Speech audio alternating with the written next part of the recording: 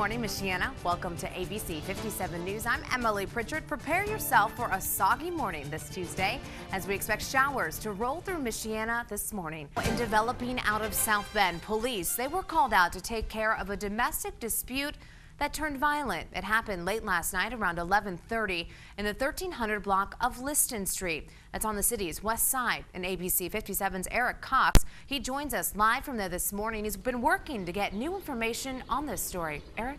You were on the committee, I believe, grilling GM.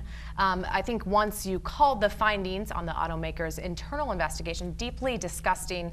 They've made more recalls this past week. You know, what was your reaction to hearing that? I tell you, you'll remember the Ford Firestone issue about a decade ago. White Sox starting pitcher Chris Sale snagged the final roster spot for the American League. And up on the north side, Cubs first baseman Anthony Rizzo secured a spot on the National League team. The All-Star game, that is set for Tuesday at Target Field in Minneapolis. And the Cubs, they were hoping to avoid the sweep yesterday in Cincinnati. The game, it was tied at 4 in the ninth when things, they would get a little testy.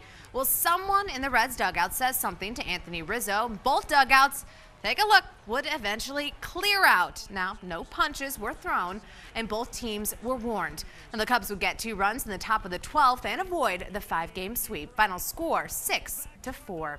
Debris like this is littered all along Broadway here in Mishawaka, but the biggest spectacle along the street is here behind me. This piece of dirt is about 8 feet tall, and now the owner is stuck with trying to clean it all up. And the sod is all peaked up like a teepee. What started upright is now resting on Dave Mangold's house. That's the whole one tree there. It's over 5 foot in diameter. The front porch, which you can barely make out through the leaves and limbs, is where he was sitting just before it toppled to its new resting place. Heard a big snap, big gust of wind, and it started to crush down on the front porch, and I dove into the living room. In a bedroom a few streets south, Ann Roberts saw this scene unfold outside her window. Well, it just seemed like it was a tornado that came through the Grove Street area. Her own garage, it took a punch, and what could take days to break up and maneuver, Roberts says happened in a blink. Probably within 10 seconds, 3 or 4 trees went down. And just next door, a tree the width of the front door actually crumbled from the top to the bottom. And the owner tells me it started out the same height as a tree next to it. This area is famous for its oak trees. But now notorious. After Monday night's wind snapped these trees, folks, they are flocking to nab a picture with what's left behind. Even in the other towns that I've lived in and stuff, I've never seen anything quite like this. And owners along these streets say the real question out here isn't truly when all these branches will be picked up, but how much it is going to cost them. Reporting in Mishawaka, Emily Pritchard, ABC 57 News. And it's now 6:23. You've got to check out something that's trending this morning. Of course, it's what we all want to know if we're heading off to work. You got to be able to stay in the convo of what everyone's up on. Be in the right? loop. Yeah. Well, a hairy man, you heard it, hairy man, makes his grandma happy by shaving 1 hair at a time. Now, he did it for her birthday, and watch as they take off 4 years worth of one really furry beard.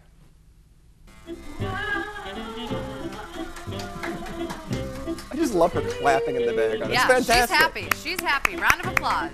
Well, I know many of us saw fireworks probably Thursday, Friday, Saturday, maybe Sunday, over the weekend, of course, with the 4th of July holiday happening, but maybe you didn't see them this way. This is actually a fireworks display in West Palm Beach recorded by a drone carrying a GoPro. I tell you, that's maybe my new favorite way to watch fireworks. That is so cool. Isn't that awesome? Just in the middle of the lights there spinning around. Yeah, it's pretty amazing actually that the drone isn't impacted by the fireworks. Yeah. You know, you would think a little explosion there maybe would cause the drone to not stay so steady, but pretty awesome images there. You got to come back and look at it. Yeah, that's a bird's eye view you honestly don't get all that often. That's really cool. I've never seen anything like it before. There it is, the GoPro. What do you know? That's maybe the newest way to check out fireworks, right? Now, according to GasBuddy.com, the average price of gas in Indiana is about $3.57 a gallon. In the metro area, it's a few cents cheaper at $3.54 a gallon. And up in Michigan, well, you can expect to pay about $3.71 a gallon, though closer to the state line, it's cheaper, right around $3.50 a gallon. And when life hands you lemons, well, you make a lemonade stand, and that's what a Canadian boy did, all to help out his best friend. 7-year-old Quinn Callender stepped up to help out his buddy Braden Grosdenich, who has cerebral palsy and needs an expensive operation. Now, Braden's parents, they were prepared to take out a loan to cover the $15,000 operation. I asked my mommy and daddy if I could build a lemonade stand to raise money. And of course, they said yes. Well, Quinn's mom also helped out by launching an online campaign that's already surpassed its goals. New this morning and breaking from overnight, search and rescue crews, they are out in full force fighting to find a woman lost in the St. Joseph River. It all happened just before 1:30 this morning near the intersection of Colfax Avenue and St. Joseph Street in downtown South Bend. And ABC 57's Eric Cox, he is live downtown at that scene right now with more on the latest on this search. Hey, Eric. Try to make pets out of them. Well, the message there you're listening to is don't try to make pets out of alligators. You heard it right. That is the message from animal control officers. That's what they're reminding people of this morning after they rescued this 3-foot alligator from a home in Longview, Texas. Well, they say they found it in a bathtub, of course. The person who owned the alligator could face city fines of up to $500 in addition to any state fines. $500. I would maybe guess it might be a little higher, I would think, Greg.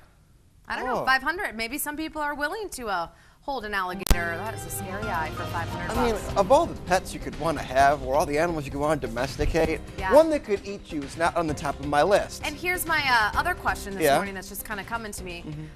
Where were they taking a bath or showering if the alligator was calling that home?